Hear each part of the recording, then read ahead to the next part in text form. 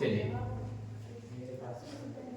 देखो बच्चों, आज हम लोग पढ़ेंगे अम्लों के रासायनिक गुण। क्या पढ़ेंगे? अम्लों के रासायनिक गुण। कल हम लोगों ने आपको बताया था, क्या पढ़ा था हम लोगों ने? अम्ल किसे कहते हैं, अम्ल की डेफिनेशन क्या होती है, प्राचीन अवधारणा के अनुसार किसे कहते हैं, और दूसरी बात ब्रॉन्स्टेड लॉरी के अनुसार किसे कहते हैं अम्ल। ठीक है ना? दो अवधारणा के आधार पर हमने आपको बताया था। और स्वांटे आर्हेनियस तीसरा कौन सा था? स्वांटे आर्हेनियस की अवधारणा के अनुसार। ठीक है ना? रासायनिक गुण आज पढ़ने हैं, भौतिक गुणों को मैंने पढ़ा दिया था। तो देखिए भाई, चैप्टर कौन सा? चैप्टर 2। नाम क्या है? Acid, base and sign. अम्ल, क्षार एवं लवण।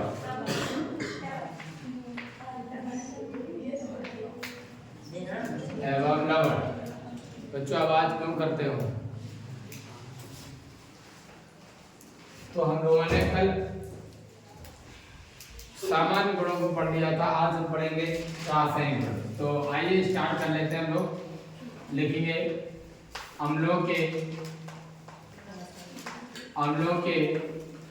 रासायनिक गुण।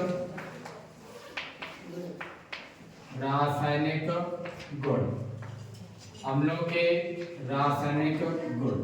बच्चों अम्लों के क्या क्या रासायनिक गुण हैं वो हम लोग लिखेंगे। अम्लों के रासायनिक गुण, ठीक है ना? अम्लों के रासायनिक गुण। अम्लों के रासायनिक गुण में सबसे पहला गुण लिखेंगे धातुओं से क्रिया। धातुओं से क्रिया, धातुओं से क्रिया, धातुओं से क्रिया, धातुओं से क्रिया। कौन सी? धातुओं से क्रिया। ठीक है ना? धातुओं से क्रिया। ठीक है ना? धातुओं से क्रिया। ठीक है? अब मेरी बात को ध्यान से सुनेंगे, एक एक लाइन आपको याद होनी चाहिए। बच्चों जिंक हुई आपकी, मैग्नीशियम हुई आपकी, आदि बहुत सारे धातुएं, लिथियम है, मैग्नीशियम है, सोडियम है, ये सब की बात कर रहे हैं। तो आदि जो भी सक्रिय धातुएं होती हैं वो सभी धातुएं अम्लों से क्रिया करके हाइड्रोजन गैस को मुक्त करती हैं। जैसे हमने Zn को ही ले लिया, और ये अम्ल का उदाहरण कौन सा? H2SO4 को ले लिया। इसका नाम क्या है? सल्फ्यूरिक अम्ल। क्या नाम है? सल्फ्यूरिक अम्ल। बच्चों जब ये इससे क्रिया करेगा तो हाइड्रोजन गैस कैसी हो जाएगी? मुक्त होगी। H2 कैसे होगी? H2 गैस मुक्त होगी। ठीक है ना? तो क्या कहता है कि धातुएं, अधिक सक्रिय धातुएं अम्लों से क्रिया करके क्या, कौन सी गैस? हाइड्रोजन गैस मुक्त करती है। कौन सी गैस मुक्त करती है बच्चों? हाइड्रोजन गैस मुक्त करती हैं। Hydrogen gas. ठीक है ना? और इसका नाम क्या है बच्चों? Zinc sulphate. क्या नाम है? Zinc sulphate. इसका नाम सल्फ्यूरिक अम्ल। क्या नाम है भाई? सल्फ्यूरिक अम्ल। ठीक है? सल्फ्यूरिक अम्ल, ये तो आप जानते हैं, अभी बोला था जिंक। ठीक है ना? अब बच्चों बहुत आसान हो जाएगा आपको पढ़ना, बस ध्यान से पढ़ेंगे तो सारा आ जाएगा आपको। ठीक है ना? तो मैं बोलूं, लिखें भाई, सभी बच्चे लिखें। देखो जिंक, मैग्नीशियम आदि, जिंक, मैग्नीशियम,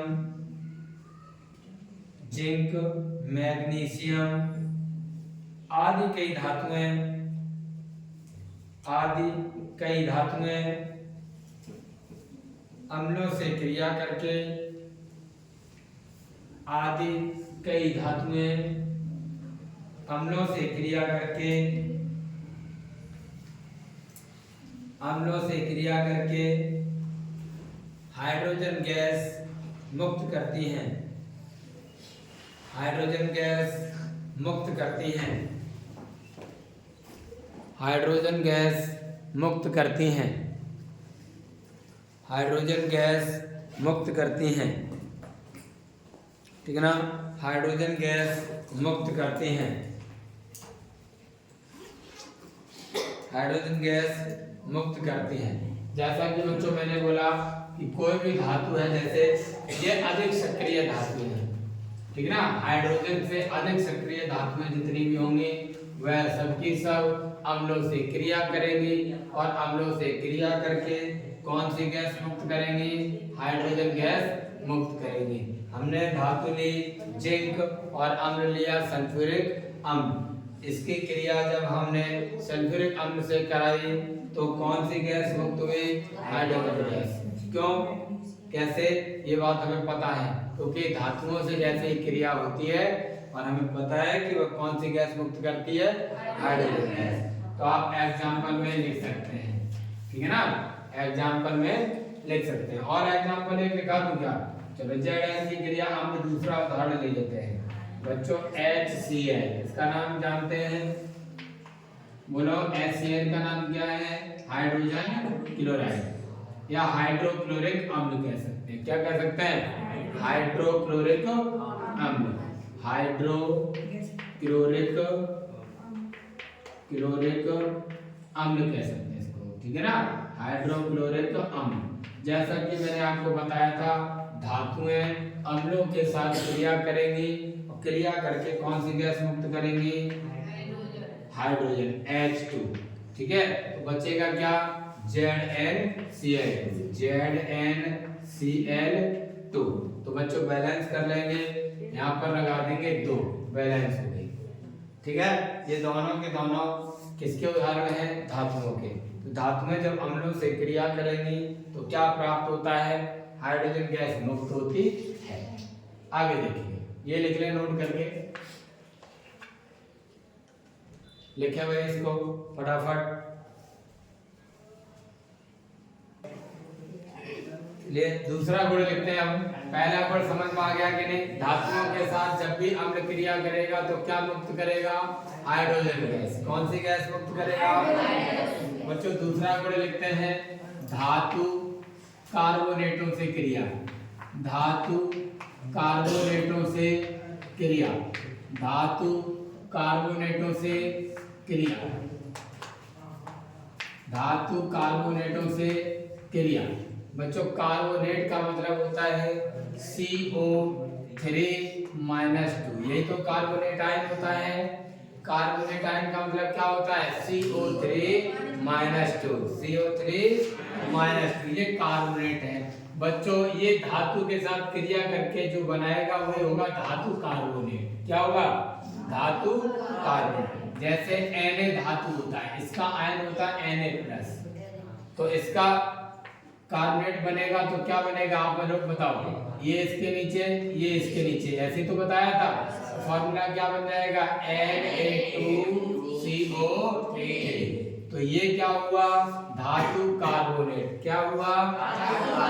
बात समझ में आती है? मतलब कार्बोनेट धातुओं के साथ क्रिया करके जो बनाएगा वो कहलाएगा धातु कार्बोनेट। बोलो बात समझ में आ गई कि नहीं आ गई? अब ये कह रहा है कि धातु कार्बोनेटों से यदि अम्ल क्रिया करेगा तो क्या प्राप्त होगा, ठीक है ना। तो ध्यान दीजिएगा क्या प्राप्त होगा। जब भी धातु कार्बोनेट, जैसे हम यही एग्जांपल ले लेते हैं Na2CO3+ अम्लों के साथ क्रिया करानी है तो एक अम्ल ले लेंगे H2SO4। तो ध्यान देना है कि धातु कार्बोनेट अम्लों से क्रिया करके, धातु कार्बोनेट अम्लों से क्रिया करके क्या क्या देता है बच्चों? लवण बनाता है, जल बनाता है और CO2 गैस मुक्त करता है, गैस। तो बच्चों हमने क्या बताया कि देखो जल बनाएगा, है ना, CO2 गैस मुक्त करेगा और लवण भी बनाएगा।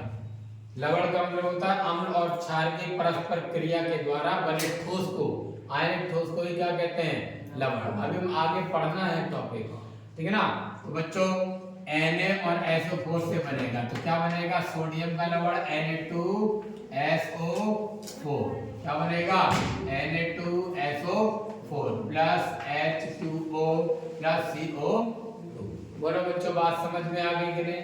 तो बताओ अम्ल धातु कार्बोनेटों से क्रिया करके क्या बनाते हैं, क्या देते हैं। तो अम्ल धातु कार्बोनेटों के साथ क्रिया करके लवण बनाते हैं, जल बनाते हैं तथा CO2 गैस मुक्त करते हैं, ठीक है ना।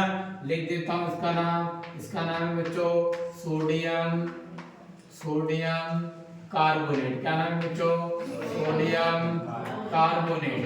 क्या नाम है, सोडियम कार्बोनेट। इसका नाम सल्फ्यूरिक अम्ल। क्या नाम है, सल्फ्यूरिक अम्ल। क्या नाम है, सल्फ्यूरिक अम्ल। इसका नाम सोडियम सल्फेट। क्या नाम है, सोडियम सल्फेट। क्या नाम है, सोडियम सल्फेट।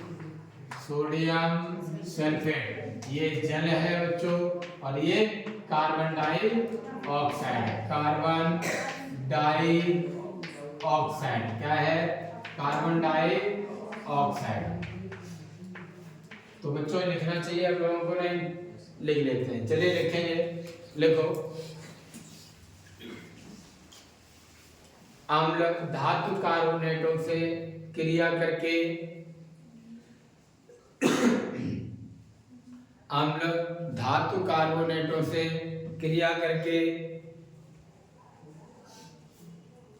अम्ल धातु कार्बोनेटों से क्रिया करके अम्ल धातु कार्बोनेटों से क्रिया करके लवण तथा जल बनाते हैं, लवण तथा जल बनाते हैं, लवण तथा जल बनाते हैं, लवण तथा जल बनाते हैं एवं CO2 गैस मुक्त करते हैं, CO2 गैस मुक्त करते हैं, CO2 गैस मुक्त करते हैं, CO2 गैस मुक्त करते हैं। कोई तकलीफ है, रिएक्शन को नोट कर लें, एग्जाम्पल को, ठीक है ना। फटाफट देखें।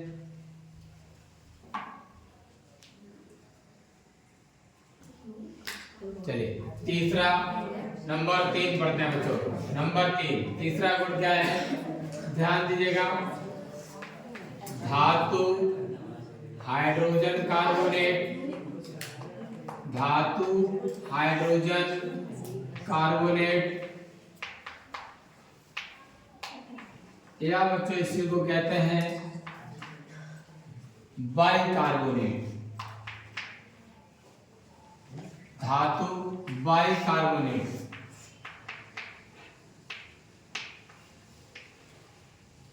से क्रिया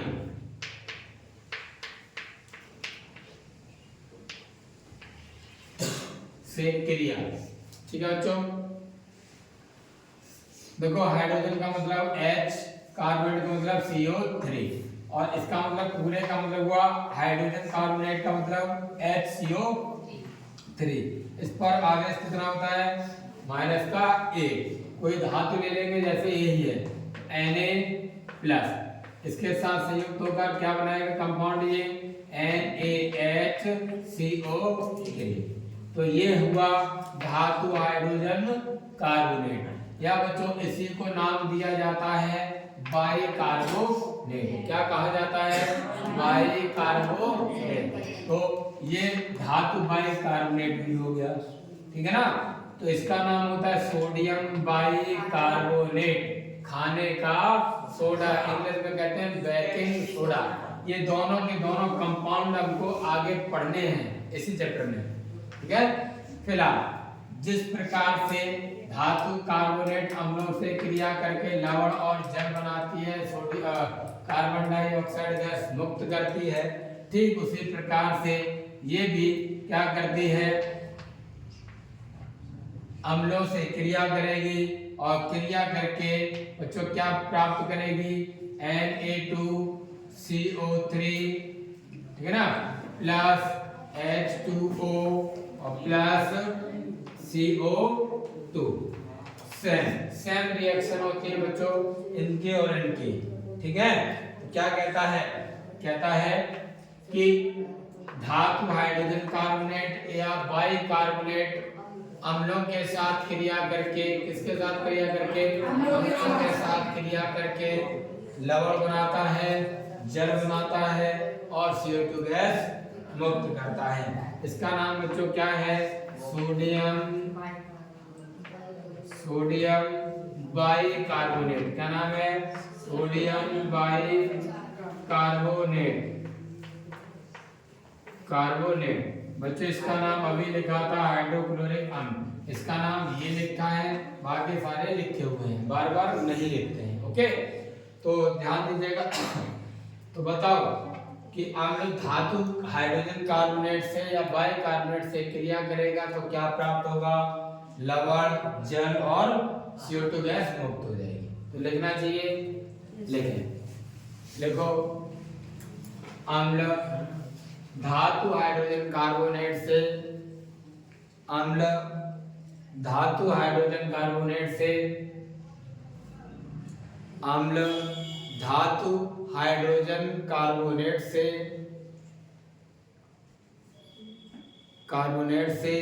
क्रिया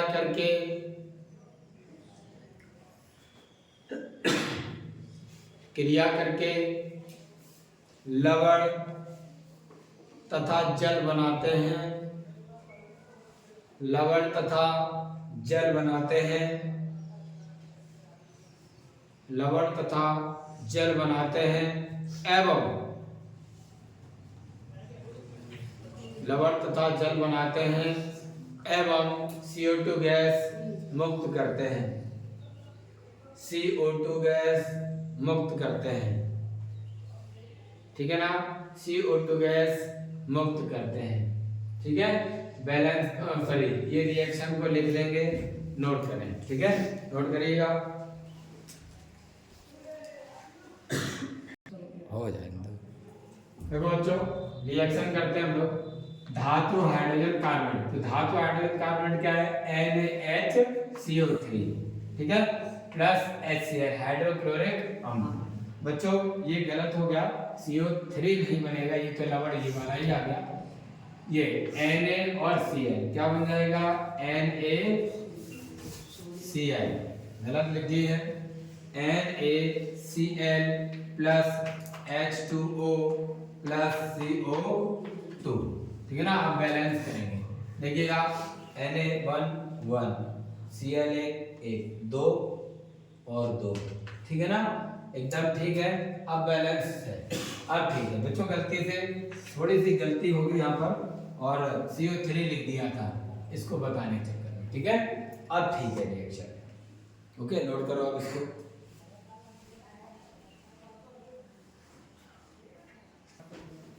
नंबर 4 लिखें, नंबर 4 धात्विक ऑक्साइड से क्रिया, धात्विक ऑक्साइड से क्रिया, धात्विक ऑक्साइड से क्रिया, ठीक है ना, किससे क्रिया, धात्विक ऑक्साइड से क्रिया। धातुओं के जो ऑक्साइड होते हैं अगर हम उससे क्रिया करा दें तो क्या क्रिया होगी, ठीक है ना। धात्विक ऑक्साइडों से क्रिया अगर हम बात करें तो कैसे होगी, देखिएगा। अच्छा, धात्विक ऑक्साइड क्या होते हैं, धातु ऑक्सीजन से क्रिया करके जो यौगिक बनाते हैं वह क्या होते हैं, धात्विक ऑक्साइड। जैसे हमने कह दिया Cu, ये क्या है, कौन सी धातु है, कॉपर, इसने ऑक्सीजन के साथ क्रिया करके क्या बना लिया, क्यूप्रस ऑक्साइड बनते हैं, ये क्या हो गया, धात्विक ऑक्साइड कहलाएगा, धातु का है ना। और कह रहा है कि ये इसके साथ जब क्रिया करेगा अम्ल के साथ H2SO4, तो बच्चों धात्विक ऑक्साइड जब भी अम्ल के साथ क्रिया करेगा, इसके साथ अम्ल के साथ, तो क्या बनाएगा, लवण बनाएगा और बनाएगा जल, क्या बनाएगा, लवण बनाएगा और जल बनाएगा। CuSO4 प्लस H2O, इसका नाम होता है कॉपर सल्फेट। क्या नाम है, कॉपर सल्फेट। और इसका नाम आप जानते हैं जल, और ये जानते हैं इसका नाम है क्यूप्रस ऑक्साइड, सॉरी क्यूप्रिक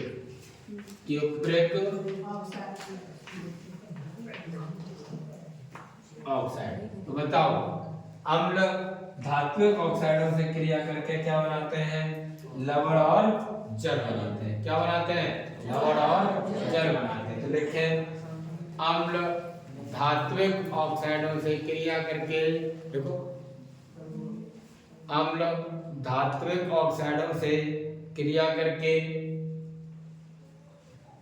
अम्ल धात्विक ऑक्साइडों से क्रिया करके, अम्ल धात्विक ऑक्साइडों से क्रिया करके लवण तथा जल बनाते हैं, लवण तथा जल बनाते हैं, लवण तथा जल बनाते हैं, लवण तथा जल बनाते हैं। नोट कर लेंगे ये रिएक्शन। बच्चों एक प्रश्न और, मेरी बात को सुन लीजिएगा।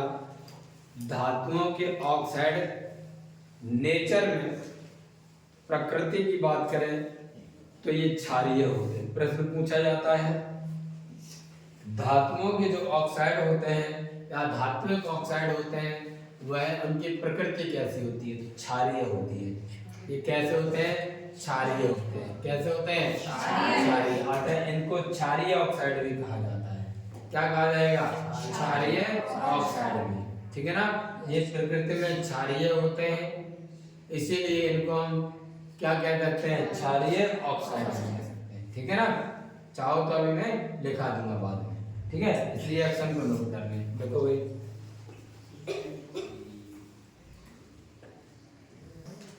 चलो बच्चों, आप लोगों ने अम्लों के रासायनिक गुणों को पढ़ा। सबसे पहली बात ध्यान से सुन लें, इन चारों गुणों को आपको आसानी से याद कर लेना है। सबसे पहली बात, पहला गुण क्या था, धातुओं के साथ क्रिया। किसके साथ क्रिया, धातुओं के साथ क्रिया।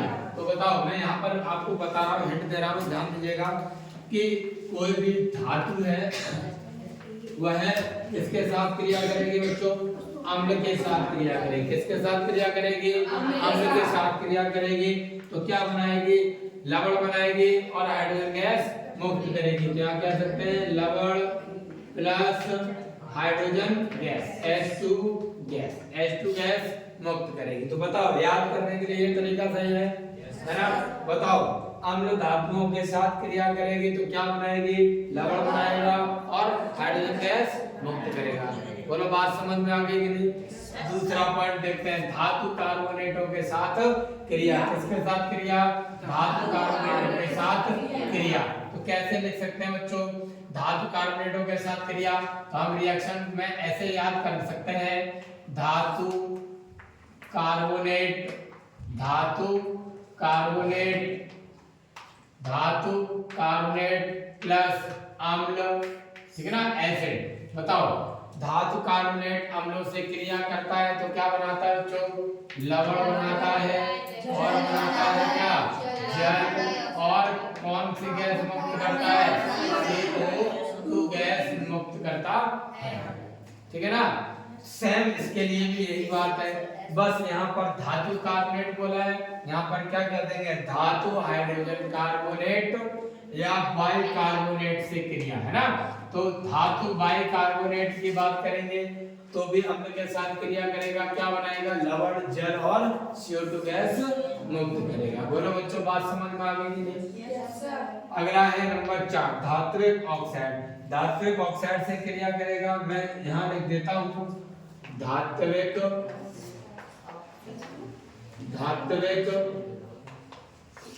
ऑक्साइड अम्लों के साथ बताओ क्रिया करेगा तो क्या क्या बनाएगा, धात्विक ऑक्साइड प्लस अम्ल, एरो, लवण प्लस जल।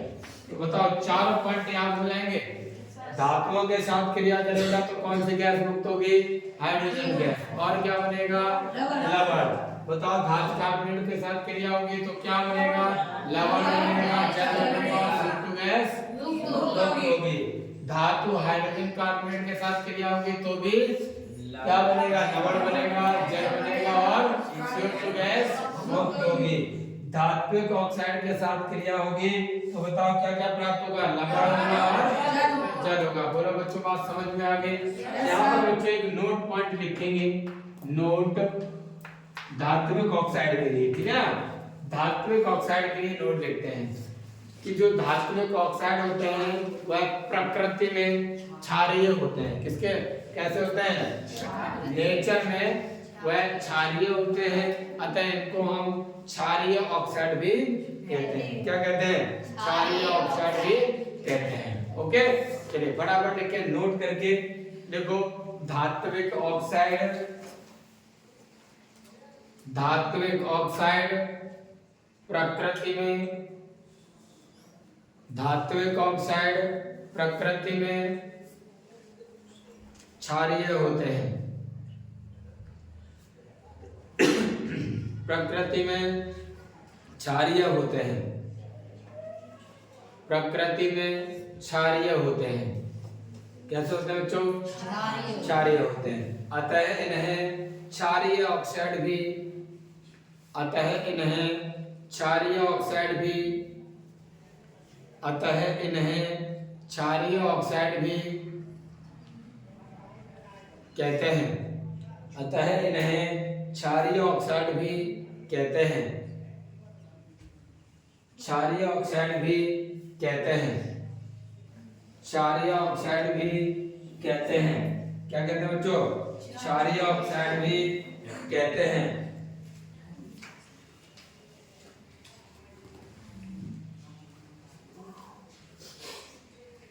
क्या कहते हैं भाई? बोलो। क्षारीय ऑक्साइड। बोलो बच्चों, ये याद हो जाएगा। बच्चों, अम्ल की क्षारकता होती क्या है? ये क्षारीय है। अम्ल की क्षारकता किसे कहेंगे? एक टॉपिक है अम्ल की क्षारकता।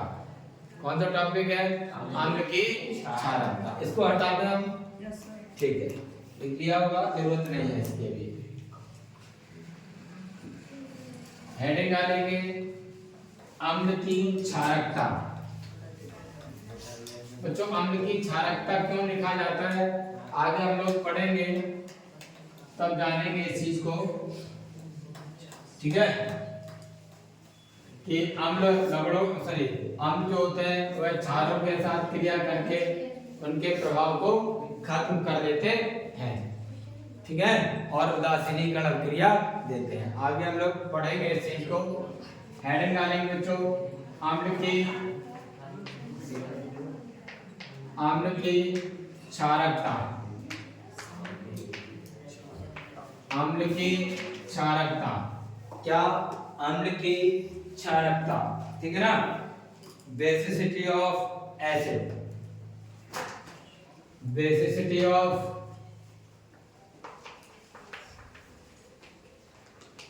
एसिड।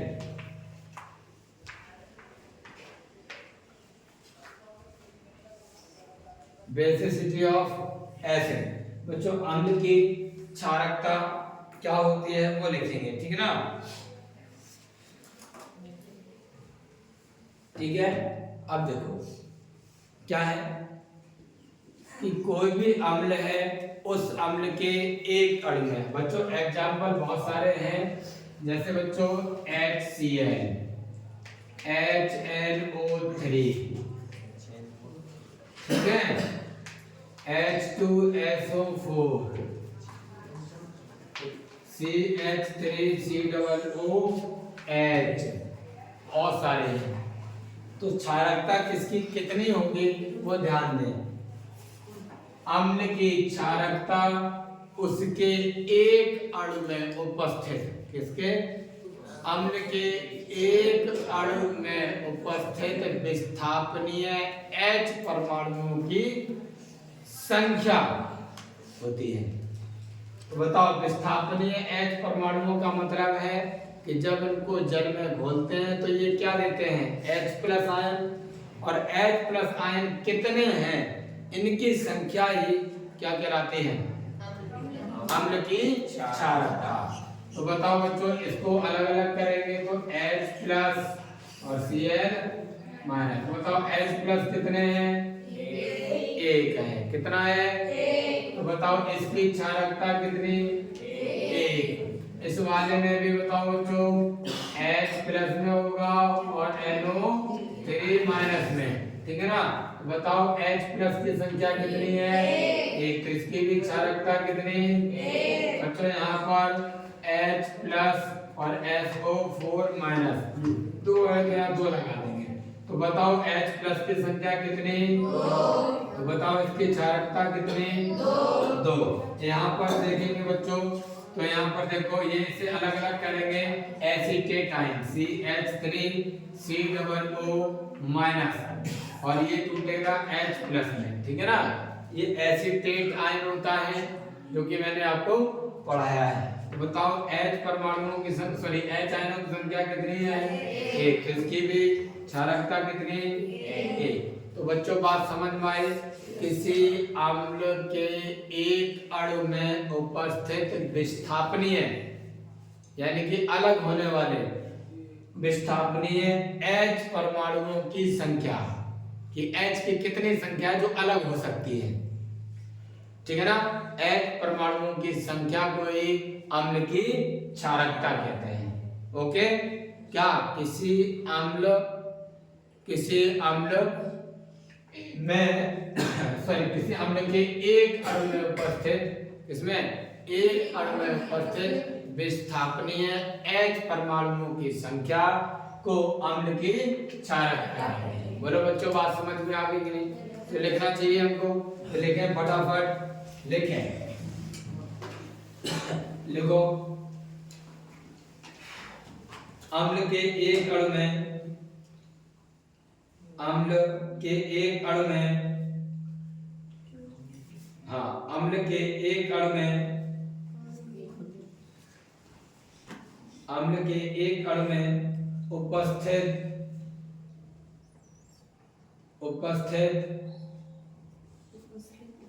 विस्थापनीय, विस्थापन लिखते हैं ना वैसे लिखेंगे, मैं लिख देता हूं विस्थापनीय हाइड्रोजन के परमाणुओं की, विस्थापनीय लिख देता हूं, विस्थापनीय हाइड्रोजन परमाणुओं की संख्या, विस्थापनीय हाइड्रोजन परमाणुओं की संख्या उस अम्ल की क्षारकता कहलाती है, उस अम्ल की क्षारकता कहलाती है, उस अम्ल की क्षारकता कहलाती है।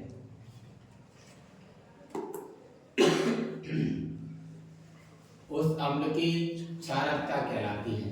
बोलो बच्चों बात समझ में आ गई कि नहीं। एग्जाम्पल में लिखेंगे बच्चों, एग्जाम्पल में क्या लिखना है बच्चों, ध्यान दो, मैं बोलूंगा वैसे ही लिखना है। तो एग्जाम्पल में देख सकते हैं HCl और HNO3 इन दोनों की क्षारकता कितनी है, एक, ठीक है ना, और इसकी भी कितनी है, एक। तो एक साथ ही लिख दें, तो देखो एग्जाम्पल में लिखेंगे, लिखें HCl,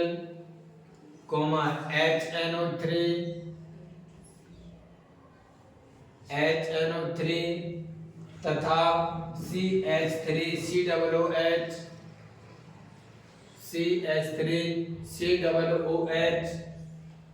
अम्ल की क्षारकता,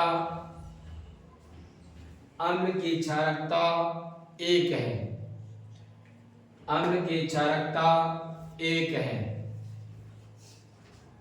अम्ल की क्षारकता एक है। बच्चों इसकी कितनी है, दो। तो नई लाइन से लिखें H2SO4, H2SO4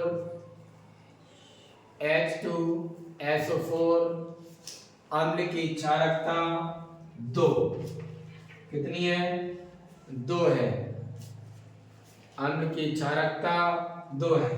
बच्चों एक और अभी मैं लिखता हूँ H3CO4, ठीक है ना, फॉस्फोरिक अम्ल होता है। तो इसमें बताओ H कितने हैं बच्चों? 3। तो बताओ यहाँ पर इसकी क्षारकता कितनी होगी? 3। तो ये भी लिख देंगे एग्जाम्पल में। लेकिन आगे नई लाइन से H3PO4 की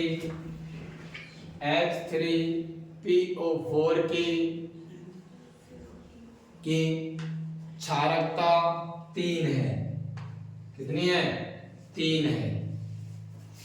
क्षारकता 3 है, ठीक है ना? बात समझ में आ गई? ठीक है, तो आज के लिए हम इतना ही, बाकी हम लोग कल पढ़ेंगे, ठीक है?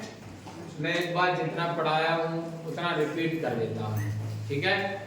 मैंने आपको पढ़ाया अम्लों के रासायनिक गुण, ठीक है ना?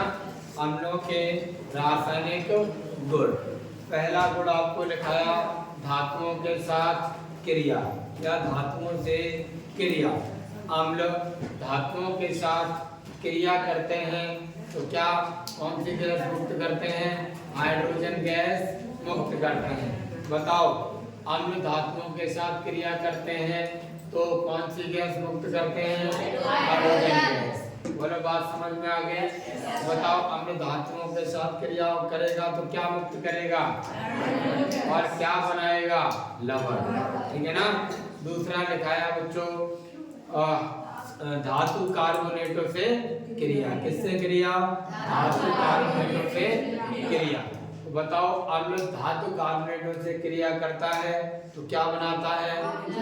लवण बनाता है, जल बनाता है और CO2 गैस, ठीक है ना?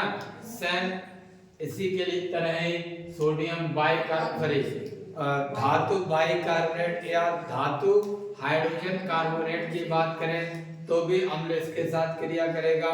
क्या बनाएगा? लवण बनाएगा, जल बनाएगा और CO2 गैस। धात्विक ऑक्साइड से क्रिया करेगा तो लवण बनाएगा और बच्चों अम्ल की क्षारकता क्या होती है?